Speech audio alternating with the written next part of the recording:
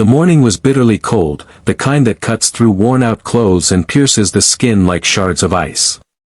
A boy, no older than 10, stood outside a fogged-up window, his small hands pressed against the glass of a bustling coffee shop. His hair was messy, his shoes far too big for his feet, and his eyes, wide, desperate, and hollow, followed the plates of food carried past the counter. Steam curled inside from fresh coffee, warm pastries, and toasted bread, filling the air with comfort. But outside, on the sidewalk, the boy's stomach twisted with hunger so sharp it felt like fire burning inside his ribs. At that moment, nothing else mattered to him, not the passers-by rushing to work, not the stares of strangers, not even the cold wind. All he wanted, all he needed, was a piece of bread, a crumb, anything that could silence the painful growl inside him. He had been wandering for days, scavenging for scraps, often finding nothing. He wasn't supposed to be out here alone, not at his age, but life had taken a cruel turn, leaving him adrift in a world that rarely noticed children like him. And then, through the window, the boy's gaze landed on a man behind the counter. A man with tired eyes but a warm smile, a man who had been watching him just as closely. The boy didn't know it yet, but that single moment, his fragile stare meeting the man's kind eyes, was about to change both of their lives forever. Backhand index pointing right. If you believe in kindness, second chances, and the power of humanity, please take a moment right now to like this video, share it with others, subscribe to our channel Kindness, and leave a comment. Your support helps us spread more stories that heal hearts and inspire hope. Inside the coffee shop, Daniel, the owner, wiped down the counter with steady hands. He had opened this small place 5 years ago, pouring every ounce of his savings and strength into it. It wasn't much, but it was his sanctuary, his dream made real in the scent of coffee beans and the soft chatter of customers. Every morning, he brewed the first pot himself, greeting regulars with a smile, even when his heart was heavy. And lately, his heart had been heavier than ever. Business was slow, bills stacked high, and there were nights he sat in the back room wondering how long he could keep the doors open.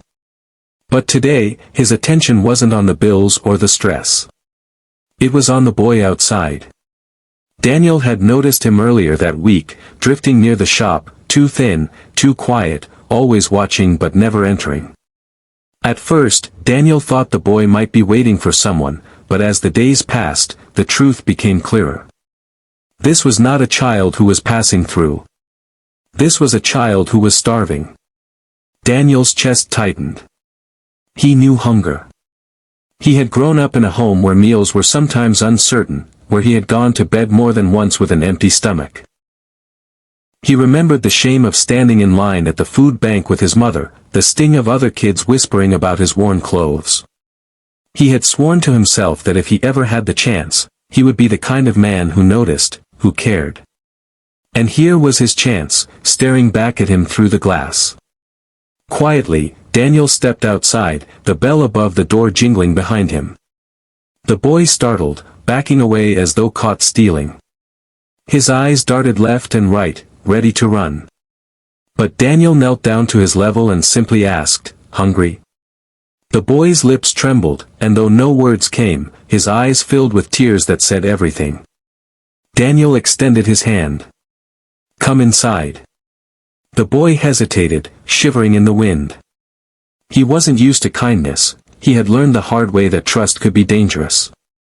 But the warmth spilling from the door behind Daniel was too much to resist. Slowly, with uncertain steps, he followed him inside. The shop was alive with warmth and color. The boy's eyes widened at the shelves lined with fresh bread, the baskets of muffins, the steam rising from mugs. Daniel guided him to a small table in the corner, far from curious eyes. Without asking questions, without demanding anything in return, Daniel placed a plate in front of him, scrambled eggs, toast, and a steaming cup of hot chocolate crowned with whipped cream. The boy stared in disbelief, then looked back at Daniel as though waiting for the food to be taken away. When Daniel only nodded, encouraging him, the boy's hunger overcame his fear. He ate. He devoured every bite, tears slipping silently down his cheeks. For Daniel, the sight was almost too much to bear. How long had this child been surviving like this? Where was his family? And why did no one care? Daniel knew he couldn't solve everything in one meal, but he could start here, with this moment, with this boy.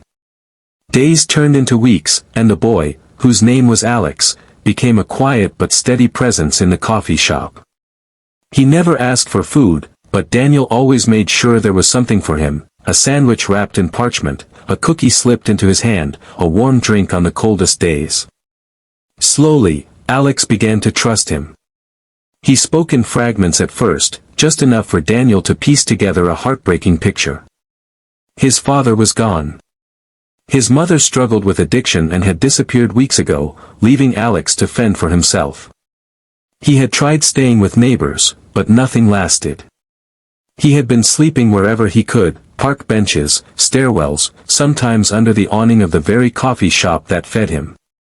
Daniel couldn't shake the weight of it. Every night after closing, he found himself lying awake, thinking of Alex. He had his own struggles, but somehow they felt smaller now compared to what this boy was enduring. The coffee shop was barely surviving, yet he knew, deep in his soul, that he had been given this business, this place, for a reason bigger than himself. One stormy night, Alex didn't come. The hours stretched long, and Daniel's worry grew into panic. When he finally found the boy huddled under a bridge, drenched and shaking, something inside him broke. He wrapped Alex in his coat, carried him back, and made a decision that would change both of their lives. Alex would not be alone again. Daniel didn't have much, but he had enough love, enough determination, to give this child a safe place to belong. The weeks that followed were not easy. Social services got involved, questions were asked, and paperwork threatened to overwhelm Daniel. But through every obstacle, he stood firm. He told anyone who would listen that Alex deserved stability, that no child should be punished for circumstances beyond their control. Slowly, painfully, the system bent. Against all odds, Daniel was granted temporary guardianship, a step that felt both terrifying and miraculous. The coffee shop changed, too. Customers noticed Alex, noticed the way he shyly helped wipe tables, the way his laughter filled the quiet corners. Word spread about the boy who had been fed, sheltered, loved by a man who refused to look the other way. People who had once walked past began to come inside, not just for coffee, but to support something bigger than a business. They wanted to be part of the story. The shop that had been on the brink of closing began to thrive, not because of profit-driven strategies, but because kindness had become its foundation. And for Alex, every day brought new hope. He began attending school regularly, his clothes clean, his lunches packed. He still carried scars, nights of hunger, days of abandonment, but with Daniel's steady presence, he learned what it felt like to be safe, to be wanted, to be loved. He would often sit in the shop's corner, drawing pictures of families, of warm houses, of coffee cups with little hearts rising in steam. And each time Daniel saw them, his throat tightened. Years later, people would still talk about that day, the day a hungry boy pressed his hands against a window and a man chose to open his heart. They would talk about how one act of kindness grew into a ripple, touching lives far beyond what either of them could have imagined. Alex would grow, carry his own dreams, and tell others of the man who refused to let him disappear.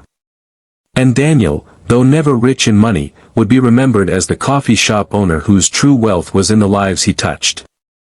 Because sometimes, the greatest impact doesn't come from grand gestures or endless resources. Sometimes, it comes from noticing, from caring, from feeding a single hungry child. Backhand index pointing right. If this story touched your heart, please like, comment, share, and subscribe to Kindness.